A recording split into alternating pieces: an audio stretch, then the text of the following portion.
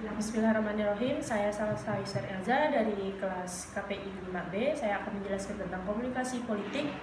Pertama, komunikasi politik adalah komunikasi yang melibatkan pesan-pesan politik dan aktor-aktor politik atau berkaitan dengan kekuasaan, pemerintahan, dan kebijakan pemerintah.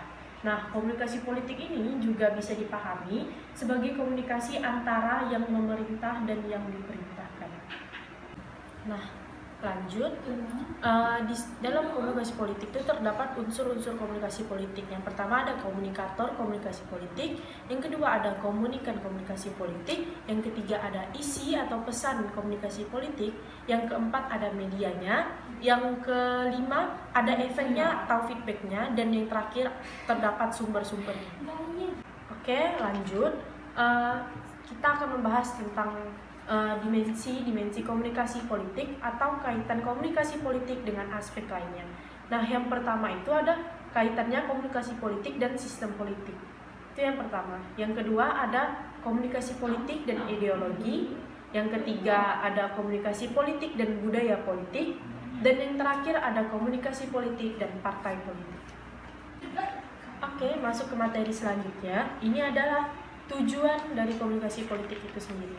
Nah, tujuan dari komunikasi politik itu sendiri adalah berhubungan dengan pesan politik yang akan disampaikan, yaitu informasi politik, pembentukan citra politik, pembentukan public opinion atau pendapat umum, dan yang terakhir adalah menjawab pendapat atau tuduhan lawan dari politik itu sendiri. Masuk ke materi selanjutnya, yaitu tentang paradigma komunikasi politik. Paradigma adalah sudut pandang terhadap sesuatu dalam ilmu komunikasi. Paradigma ilmunya berkembang sangat pesat juga.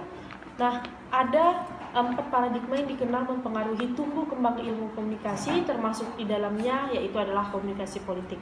Nah, yang pertama adanya paradigma mekanistis, yang kedua ada paradigma psikologis, yang ketiga ada paradigma interaksional, dan yang terakhir ada paradigma pragmatis.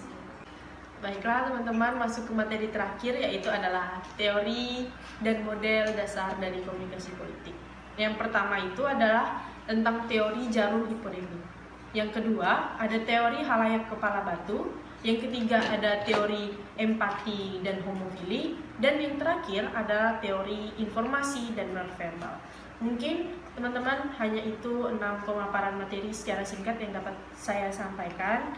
Kurang dan lebihnya mohon maaf. Wassalamualaikum warahmatullahi wabarakatuh.